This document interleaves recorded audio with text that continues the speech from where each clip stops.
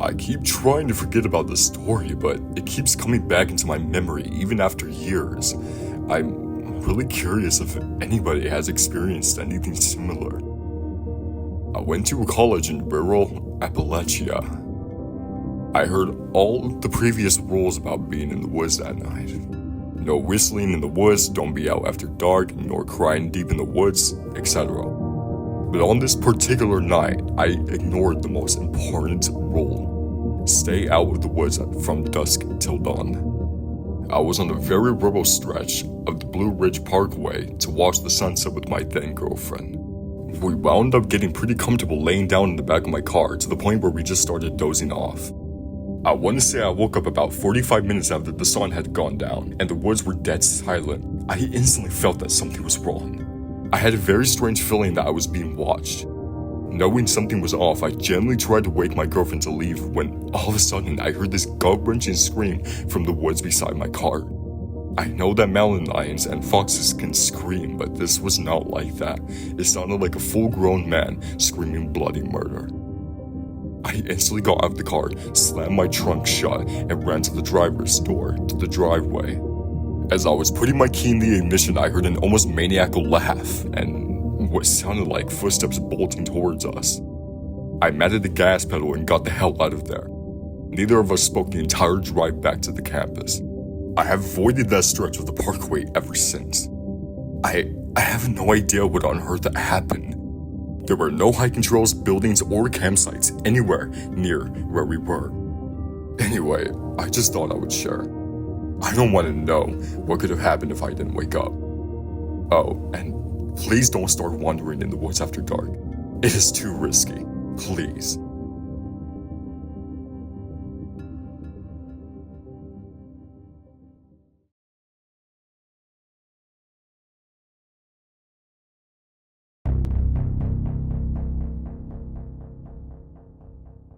I was in high school and had to walk to and from school every day because I lived too far out to catch the bus.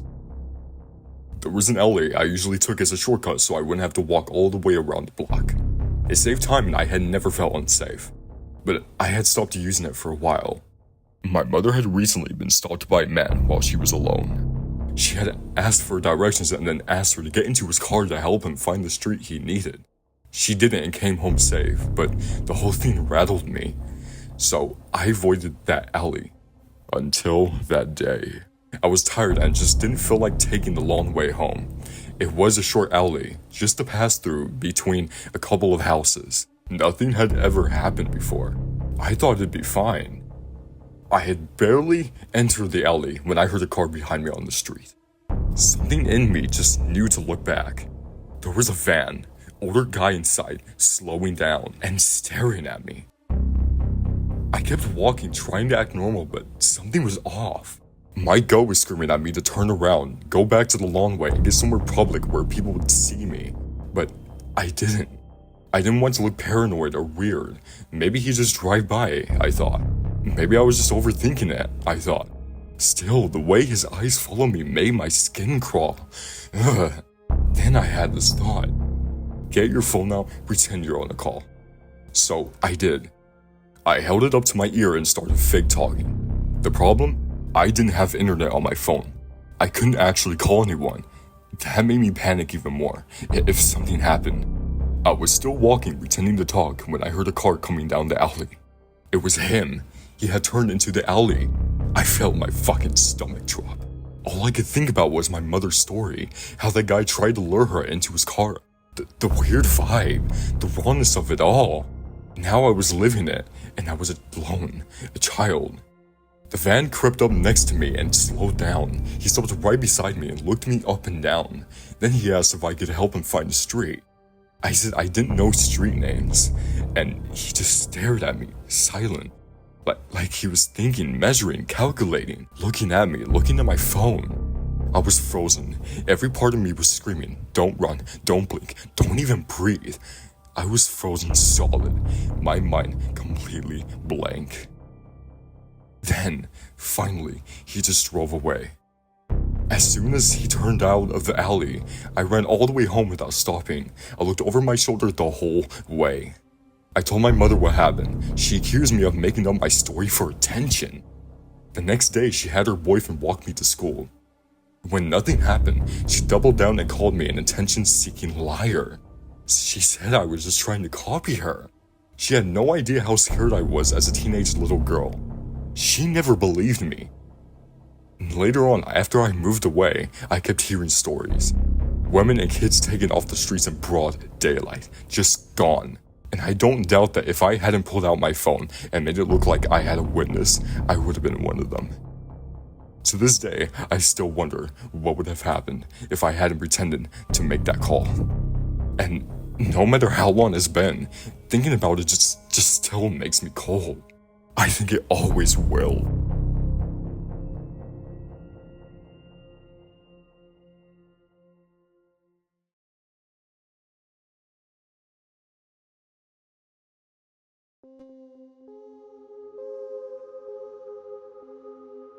Honestly, this is probably the only crazy story in my life, and unfortunately, I don't remember all the details. I was 7 years old, and as always, I came home from school. My parents and sister still weren't here. Nothing unusual.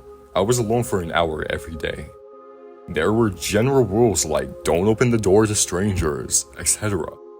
But that day, while I was waiting for the others to return, someone was persistently knocking on the door and ringing the bell. I don't know if I went out onto the balcony or opened the window, but it turned out they were very close friends, married couple, of my parents. I remember they were very annoyed when they saw me and told me to leave the house immediately. So, no stranger. I left the house. Here again, I don't remember if they told me this first or if I was already in the car, but they said that my sister had a minor accident at training and she's in the hospital. And my parents asked them to take care of me, but for some reason they couldn't do it at our house, so I had to go to theirs. I had an old phone at the time, but I left it at home. I didn't have any spare clothes, toys, school things, etc. And I have one very clear memory of them getting irritated with me when I asked them about it. Like, they really acted like they got a last-minute call from my parents and I just ruined their day. But once we were at their house, they were nice. She played with me and I remember falling asleep on their couch the first day while watching one of the Barbie movies. Honestly, I'm glad I contacted my parents because up until that moment, I thought I'd been there for 4 days. But according to my mother, I'd been gone for 2 fucking weeks. 2 full weeks during which my family, teachers, friends, and friends' parents panicked and lost their minds. And this woman, she comforted my mother and assured her that I would be found someday and maybe I hid in one of my friend's house. I can safely say that I don't remember anything traumatic. I was only yelled at once when I started asking about my parents one day. The rest was strangely carefree. Like, I remember lots of fun, cute dog, a garden with lots of toys, and walking through woods and collecting leaves, etc. No thoughts, just head empty. I was convinced it was the couple's house, and I visited them here before. However, my parents told me many years later that was a completely different house. Honestly, the day I was found was probably the most traumatic. Like, I remember lying in bed when the police literally broke down the door and there was lots of screaming. Then suddenly, my parents appeared in the room and started dragging me to the car. Like, no, hello, good morning, just pure rage, and then one policeman tried to stop them because they wanted to talk to me. And they started arguing.